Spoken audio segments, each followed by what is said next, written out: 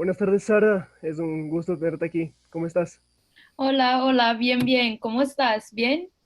Sí, muchísimas gracias. Ya Qué vamos bueno. a comenzar en 7 minutos. Te voy a dar unas cuantas explicaciones. Pero antes, Sí. ya, Ujú. pero antes voy a esperar que se unan el resto de voluntarios para que todos podamos estar en la misma página. Ok, súper. Ya. Y una preguntita veloz. Tenía alguien que se registró como guest, pero no recibí el link todavía. Entonces no sé cómo puede acceder al meeting. Ya te envío el link por aquí mismo para Sí. que Ujú. lo pongas entre paréntesis a la persona que invitaste, que por favor tenga aquí que es invitado tuyo, invitado de Sara. Ok, súper. Sí, perfecto. Ya, te lo envío en este instante. Un momentito, por favor. Gracias. Sí, sí.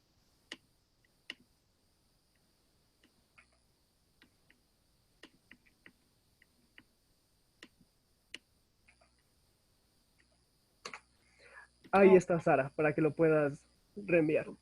gracias.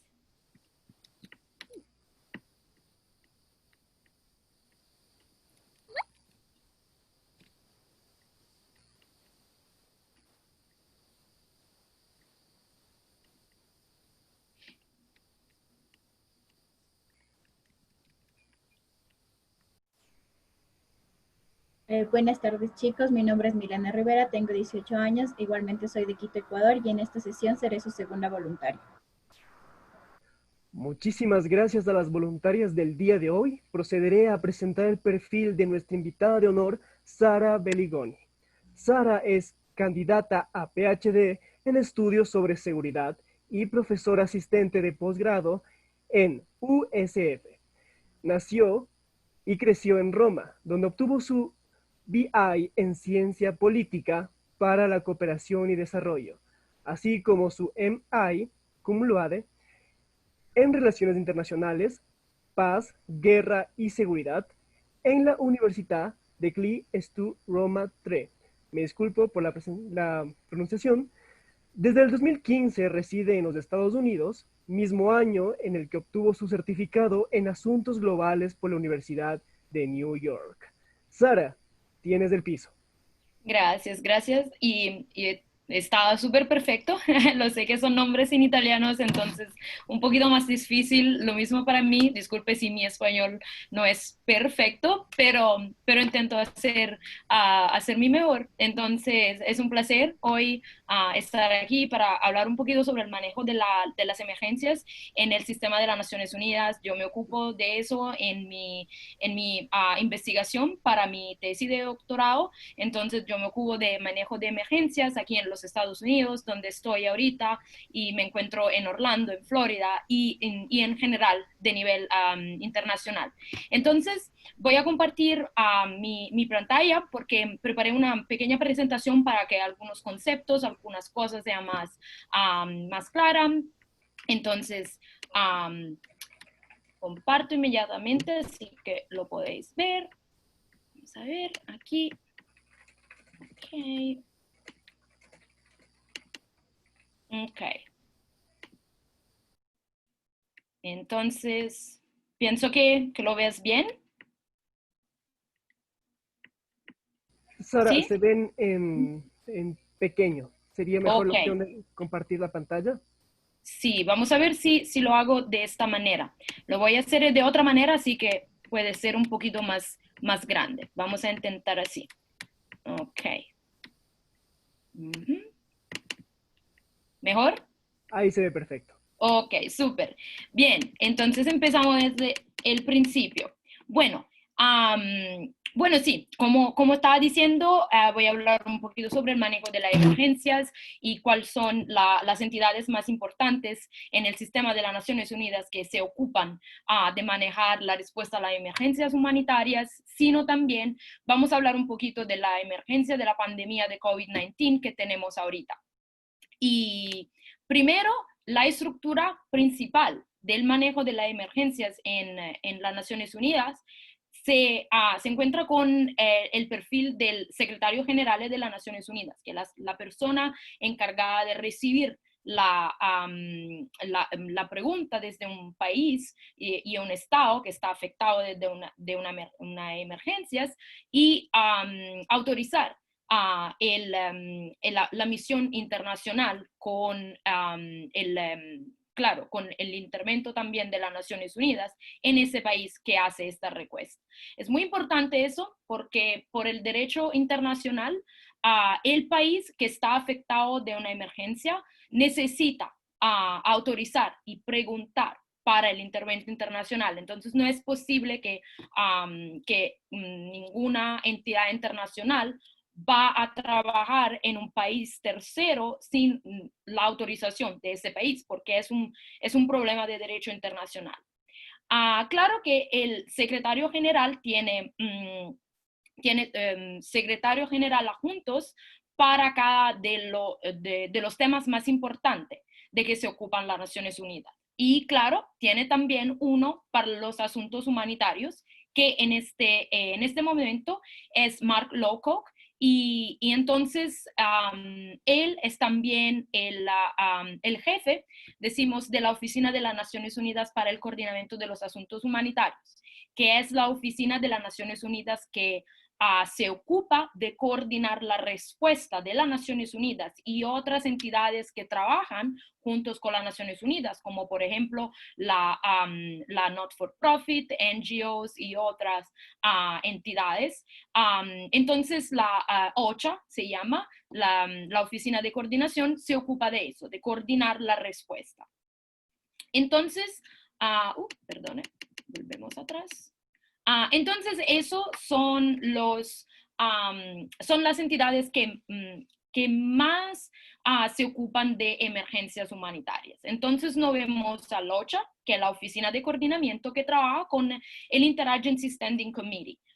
Eso decimos, no es una organización, sino es un mecanismo entre el cual muchísimas de las entidades que aquí veas son representadas. Y entonces decimos que el IASC es un mecanismo entre el cual todas las entidades que se ocupan de responder a las emergencias hablan y deciden cuáles son las actividades necesarias para responder a una emergencia. Cada una de esas está en un sector diferente. Entonces tenemos un sector para la logística, un sector para la salud, un sector para los niños y un sector, por ejemplo, por las mujeres. Entonces, toda esta lista de entidades, como puede ver, se ocupan de cosas diferentes. Entonces tenemos la Organización Mundial de la Salud, el World Food Program, entonces todo eso se ocupan de sectores diferentes, sino que también tenemos dos importantes actores que son el Committee International y Save the Children. Ahorita lo que quiero expresar un poquito es el rol del OCHA, porque el rol de la Oficina del Coordinamiento es esencial para responder a las emergencias. Y eso porque la oficina tiene, claro, una oficina principal en Nueva York, al Secretariado de las Naciones Unidas, sino que también tiene oficinas regionales. Entonces, cuando una emergencia pasa y el país pregunta para una asistencia internacional, es muy fácil para el OCHA tener personas y tener trabajadores que ya están muy cerca de donde el desastre pasó. Entonces es muy simple para ellos ir y ayudar las personas o las entidades y las autoridades locales a responder a esta emergencia.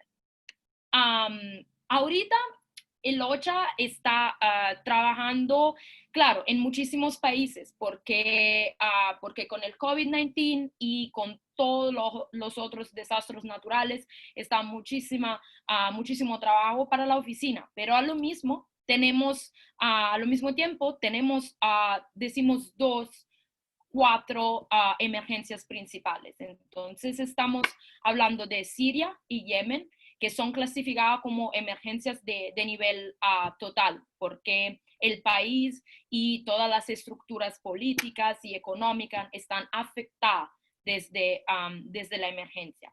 Y entonces la respuesta de nivel 3 es pensada para ser una respuesta de largo, muy larga en todo, en la tipología de actividades y también en términos de tiempo. Es una respuesta larga en el tiempo que puede también ser de años. A lo mismo tenemos otras emergencias, como por ejemplo la de COVID, que son clasificadas como emergencias corporativas. Las emergencias corporativas son emergencias que son muy similares a lo de grados de nivel 3, sino que a lo mismo se refieren a un sector específico. Entonces, por ejemplo, como en el caso de COVID, se refieren a un problema de salud pública. Entonces, el COVID-19 ahorita es una emergencia de salud pública y por la cual el OCHA está trabajando en los países que están más afectados y tienes menos recursos para responder a la emergencia sin ayuda internacional, porque claro, están países que tienen recursos para que lo pueden hacer sin ayuda de las Naciones Unidas o una ayuda muy, muy básica. Por eso me quería hablar un poquito sobre la Organización Mundial de la Salud, porque ahorita tiene un rol muy, muy importante y en general la Organización Mundial de la Salud interviene en muchísimas emergencias que sean directamente causadas por problemas de salud o tienen problemas de salud como consecuencia de la emergencia principal. Entonces, la misión principal de la OMS es la de soportar los países y las agencias locales en el esfuerzo de ayudar a las personas desde una perspectiva de médica, decimos eso. Y también la OMS tiene 4 grados de clasificación de las emergencias. Entonces, lo que no se clasifican, entonces simplemente es un evento, es una emergencia que pasa y no tiene ningún específico motivo para que se intervenga, porque no está no están motivaciones para que sea una emergencia que pueda afectar la salud pública. Los de primero y segundo grado son emergencias donde tenemos algunos problemas médicos de salud pública y entonces la OMS puede ser llamada a un pequeño intervento. La de grado 3 son como por ejemplo el COVID, la pandemia, porque en este caso es muy importante tener una presencia fija y siempre allá de la OMS en un país. Ahorita, además del COVID, la OMS está trabajando en las Américas por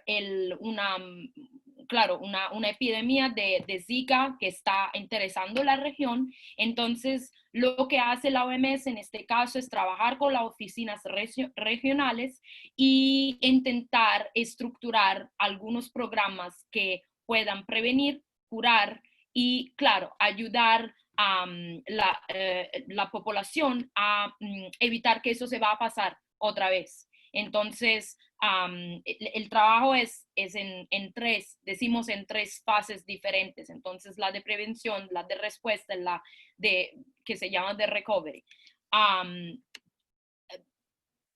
También la OMS está trabajando en Ecuador porque como consecuencia del temblor del 2016, de abril, en algunas zonas, claro, hemos tenido muchos problemas de salud pública, porque cuando va a pasar un temblor como lo que pasó, los hospitales y algunos centros médicos se van totalmente sin oportunidad de operar, no está ninguna oportunidad de operar. Entonces la OMS lo que hace es soportar a esos centros médicos locales a organizar lo que era el centro médico en otros lugares y construir otra vez esos centros médicos y, claro, ayudar también con un número de personal y de médicos, de doctores que pueden ayudar. Um, y claro, a lo mismo tenemos decimos una importante segunda fase de ébola en África. Entonces tenemos también la OMS trabajando allá para ver y para entender si esa segunda epidemia se puede en cualquier modo evitar que va a interesar una región más larga de la que ya está interesando en este momento. Entonces, como último tema, quería hablar un poquito sobre el rol de la Organización Mundial de la Salud, específicamente en respuesta al COVID, porque como ya he dicho, el COVID es una emergencia. 100% es tratada como una emergencia en el sistema de los manejos de emergencias de las Naciones Unidas. Y claro que la Organización Mundial de la Salud es la entidad de las Naciones Unidas que en este momento tiene la leadership de la respuesta. Entonces trabajas, claro, con entidades como el OCHA, como la Oficina del Coordinamiento, pero a lo mismo tiene que soportar en primera línea todos los esfuerzos de la comunidad internacional. Entonces, primero, el COVID, ¿qué es?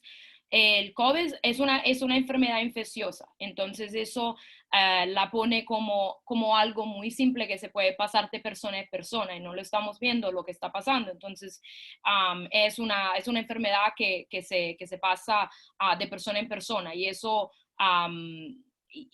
la motivación por la cual ya el 11 de marzo de este año el COVID fue declarado como pandemia. ¿Por qué una pandemia? Es un nivel más alto de lo de epidemia, porque pandemia significa que eso interesa diferentes países del mundo, sino también diferentes regiones. Entonces, una epidemia solitamente se pone en una región, entonces está confiada en una región, pero una pandemia es algo muy más global, donde el número de los casos son muy altos y van a incrementar cada día. Entonces, la OMS en el específico está coordinando ese esfuerzo global. Entonces, está trabajando muy cerca con la Oficina de Coordinamiento para apoyar a todos los países en la prevención, la respuesta a la pandemia. Esa es la situación actual de la pandemia, donde, como puede ver, están países como los Estados Unidos, como Ecuador, y como el Perú, como el Brasil, la Argentina, el Chile, y otros países, Colombia también, otros países de la región caribeña y latinoamericana que están afectados. Aquí claro, en los Estados Unidos también tenemos un número muy alto de casos, y también en Rusia, en India, en países, sobre todo tenemos muchos casos en países que tenían mucho turismo, que tenían un número de población muy alta, pero están muchísimos factores que han puesto esa situación. Entonces, esa es la situación de ayer, con el número de casos nuevos y de casos confirmados y de mortalidad también. Pues esa es mi presentación. Lo sé que estaban muchísimas informaciones, por eso la llevé muy, muy corta, así que si tenéis preguntas y todos podemos hablar. Entonces, voy a llevar eso. Ok. Muchísimas gracias, Sara. Por el momento voy a pedir a los voluntarios que puedan tomar las preguntas que existan en el chat, ya sea de manera escrita o levantando la mano a todos los participantes. Les cedo el piso, voluntarios, para que puedan recibir en caso de alguna pregunta, y de no ser así, pasaremos a la conclusión. Muchísimas gracias.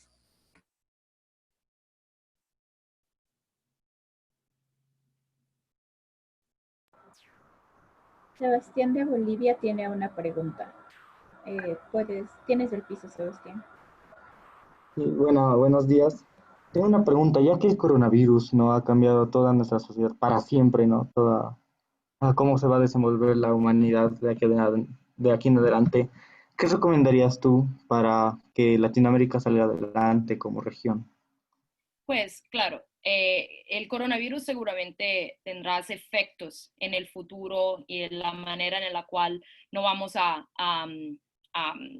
interagir con los otros. Yo pienso en general lo que todos los países del mundo, no importa la región, pero voy a hablar de eso más específico después. En general, lo que tenemos que pensar diferente es la manera con la cual nos preparamos en estas cosas, porque el problema principal ahorita es que muchísimos países no tenían una preparación para responder a una pandemia que cambia totalmente la manera en la cual vivimos. Entonces, tenemos que preparar, porque si no será una pandemia, podrá ser una epidemia, podrá ser una emergencia de tipología de salud pública. Entonces, siempre podrá pasar algo así. Tenemos que prepararnos mejor de lo que ya éramos ahorita. Y en el específico, yo lo que creo es que en Latinoamérica están dos factores más importantes que han contribuido a esta situación de un alto número de casos. Claro, está las ciudades y están áreas muy populadas, entonces donde están muchísimas personas. Eso significa que cuando tienes esta tipología de situación en donde tú tienes ciudades con millones de personas que viven en casa juntos, entonces la misma casa tú tienes 4, 5 personas, tienes personas de generaciones diferentes, entonces tienes personas de 20 años, pero también de 60, claro, eso es un problema. Entonces, seguramente es necesario pensar urbanísticamente hablando, cómo son organizadas nuestras ciudades, cuáles son las condiciones cuáles son las condiciones en la casa, en casa, cuántas familias viven en 6, 7 personas en la misma casa. Entonces, esas son cosas que tenemos que pensar. Y es, claro, muy importante que los estados y las ciudades van a hacer algo para que se construyan o se da la oportunidad en esta tipología de situaciones de, por ejemplo, tener algunos hoteles para que la persona pueden ir en isolamiento si se llevan el COVID. Entonces es algo muy, muy importante que algunos países han hecho, pero que no todos han hecho. Entonces eso pienso sea importante. La otra cosa es que, claro, la situación económica es el otro factor más importante, porque muchísimos países en Latinoamérica estaban encontrando a un momento de crecimiento económico, entonces algo positivo. Pero ahorita, eso con el COVID, claro, todo cambió totalmente. Y pienso que en este momento, sin la salud pública, no puede ser una economía mejor en el futuro. Entonces, yo pienso que la prioridad ahorita tiene que ser de la salud pública. Entonces, eso es necesario. Y entonces, cada fase de abertura tiene que ser pensada con la salud pública en la cabeza y después la economía. Entonces, eso pienso son las dos cosas que es necesario hacer o intentar de hacer en un tiempo muy, muy corto, muy rápido. Muchas gracias. Ahora tenemos 3 preguntas más que vamos a reconocerlas en orden y Sara se puede tomar nota para responderlas. Javier, tienes la palabra. Bueno, ahorita considerando toda la situación de la pandemia que estamos enfrentando actualmente, uno de los problemas más grandes que se ha notado en Latinoamérica y en el mundo es el esparcimiento de la fake news tan famosa que se dice. Y la pregunta que yo tengo es cómo es que le hace la OMS y en general todo este tipo de organismos internacionales para difundir información verídica y medidas de seguridad que la gente pueda entender y pueda estar atrás de ellas. Sí, pues eso es un problema muy largo. ¿Quieres que van a hacer las otras preguntas y contesto al final? ¿O sí? Ok. Alexis de México, puedes realizar tu pregunta. Hay, pues, hola, mi pregunta es, ¿hay algún programa o programas a los que se tenga acceso de la OMS?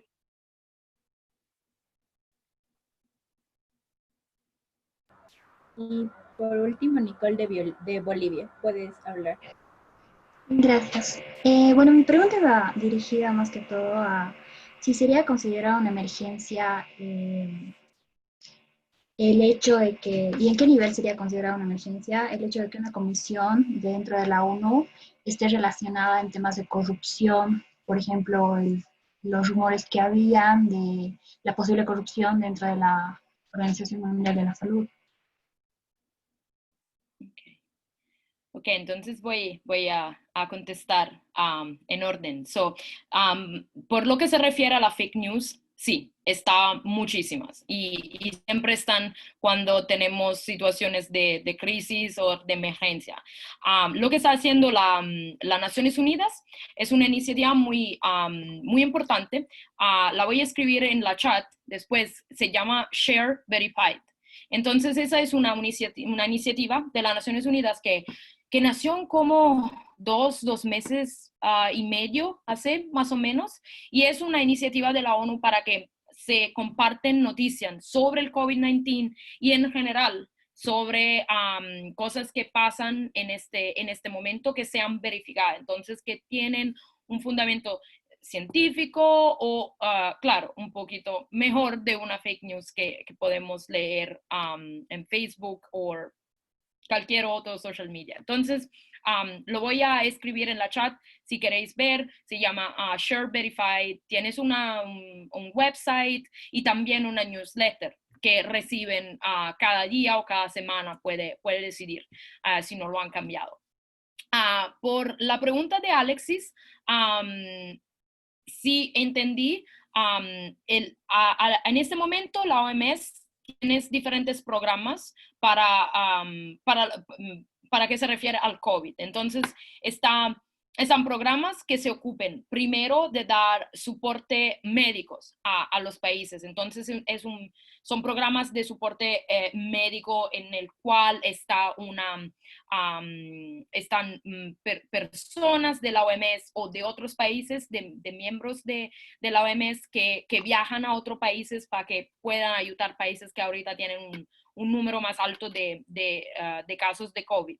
A lo mismo, están otros programas más específicos para, por ejemplo, algunas categorías. Entonces, están programas que soporten a las mujeres que están embarazadas, porque, claro, contraer el COVID mientras que está embarazada es un problema muy grande porque no es claro ahorita científicamente si se va a pasar al niño o a la niña o no. Entonces, están programas, eso es simplemente un ejemplo, pero que van a ayudar a personas específicas. Para la última pregunta, bueno, entonces sí entendí también bien.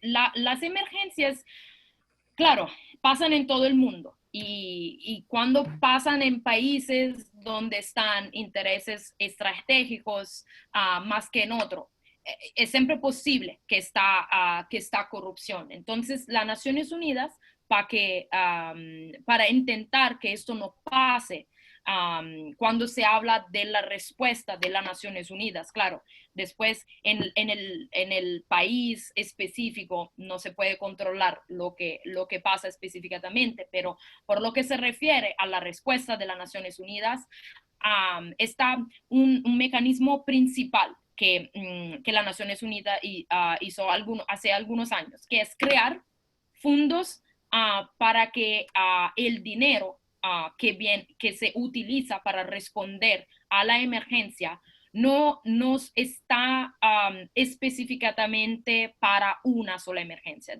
En otra manera, si un país quiere donar dinero para una emergencia específica, sí se puede hacer, pero está también un fondo de las Naciones Unidas general. Entonces, en este fondo general, los países pueden donar dinero y ese dinero será utilizado para emergencias general, que no tienes una conexión específica. Entonces, de esta manera, las Naciones Unidas siempre tienen un fondo que pueden utilizar para contestar y responder a emergencias sin que los estados saben cuál es el país específico por el cual están donando del dinero. Entonces, ese era un mecanismo para que eso puede ser tratado. La corrupción puede ser tratada un poco. Muchas gracias, Sara. Por cuestiones de tiempo, esas serán todas las preguntas que reconoceremos en la sesión de hoy. Isma, puedes continuar.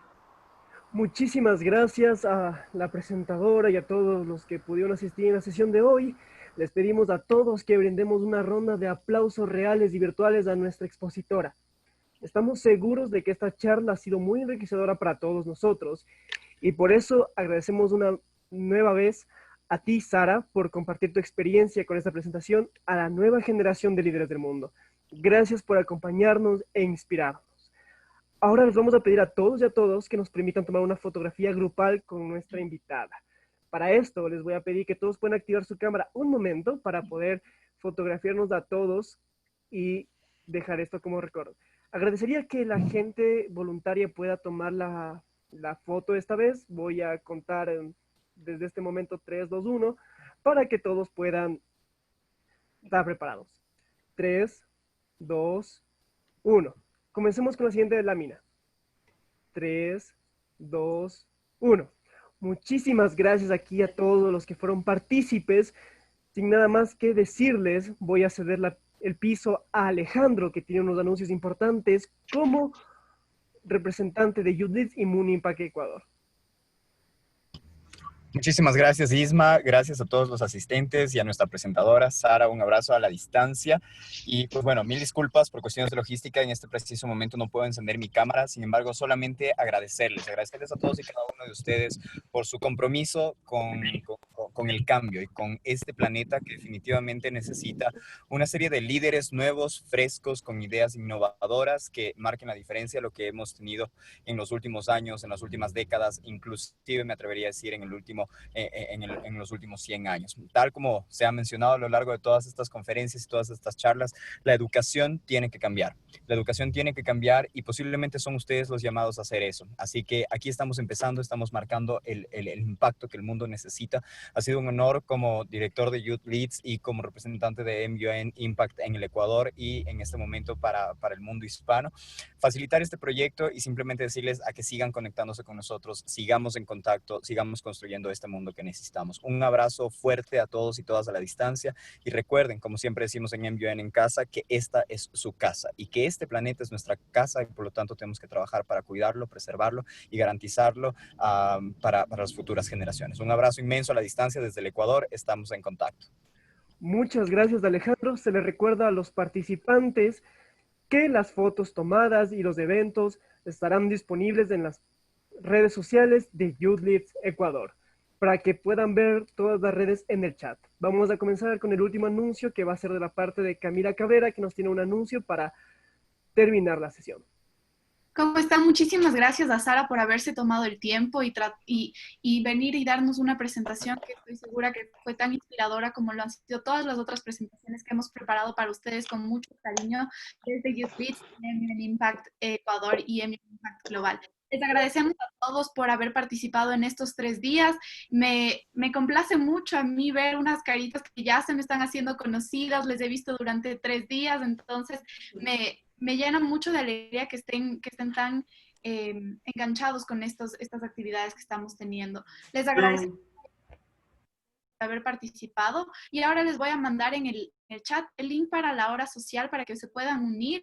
El día de hoy es nuestro último día, entonces aquí van a poder dar sus despedidas. Nosotros estaremos igual ahí para poderles dar un poco de nuestros mensajes de despedida y que puedan también disfrutar este espacio que hemos preparado para ustedes. Muchísimas gracias una vez más a Sara, no está de más un último aplauso y nos vemos chicos entonces en esta hora social. Muchas gracias, sean el cambio que ustedes quieren ver. Gracias. Muchas gracias, Camila. Muchas gracias, Sara. No sé si tienes un mensaje para todos los chicos ya para despedirnos, sin antes mencionarles a los chicos que puedan copiar el link debido a que la sesión se cerrará posteriormente y no podrán tener acceso al mismo. Así que les recomiendo que por favor puedan copiarlo en este momento. Sara, tienes la palabra. Sí, gracias. No, quería decir gracias a todos por eso y me parece súper lo que estás haciendo, me parece súper ver a todos vosotros que estás súper interesado en esas temáticas.